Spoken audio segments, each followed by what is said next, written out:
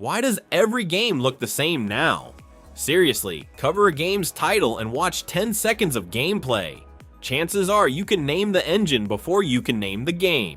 That soft bounce lighting on every wall.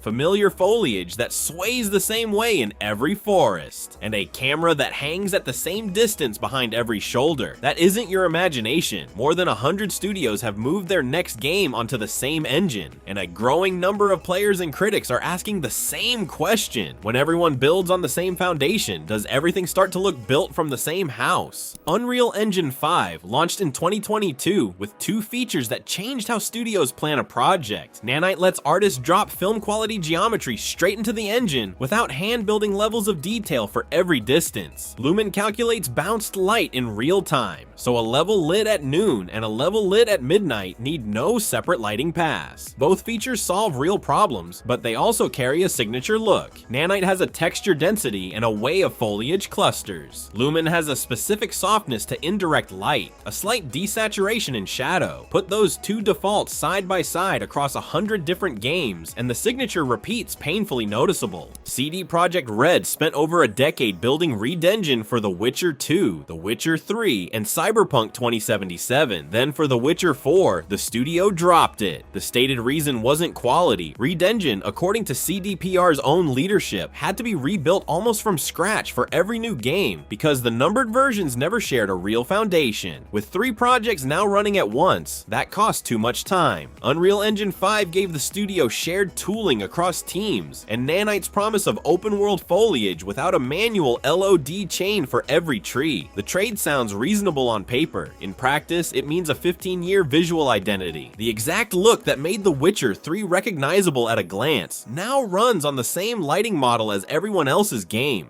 Beyond the look, Unreal Engine 5 games share a specific kind of hitch. Modern graphics cards need a compiled instruction called a pipeline state object before they can draw a single new material combination. A large game might have millions of possible combinations. Compiling everyone in advance would make a level take hours to load, so the engine compiles them as the game encounters them mid-play. Turn a corner into a new area, and the engine may need to compile a handful of new pipeline states right as the camera moves. That's the hitch you feel when a game briefly freezes while running, sprinting, or turning quickly. Fortnite alone compiles around 30,000 of these per match and only ends up using about a third of them. Silent Hill 2 Remake has it. Hellblade 2 has it, even in a game praised for its visual craft. Star Wars Jedi Survivor has it years after launch. Engine updates keep narrowing the problem. Blame the engine and you miss the actual lesson. Fortnite runs on Unreal Engine 5 and looks nothing like Black Myth Wukong. Clair Obscur. Expedition 33 came from a small French studio, ran on the same engine as every AAA open world game that year, and still won Game of the Year nominations for a visual identity nobody mistook for a tech demo. The difference sits in how far a team pushes past the engine's defaults. Skip that work, and Nanite's foliage density becomes your foliage density. Lumen's default light bounce becomes your lighting mood. Do that work, and the same engine that renders Fortnite's cartoon skins renders Senua's photorealistic face in Hellblade 2. An engine sets a starting point. Art direction decides whether anyone remembers your game's face a year later.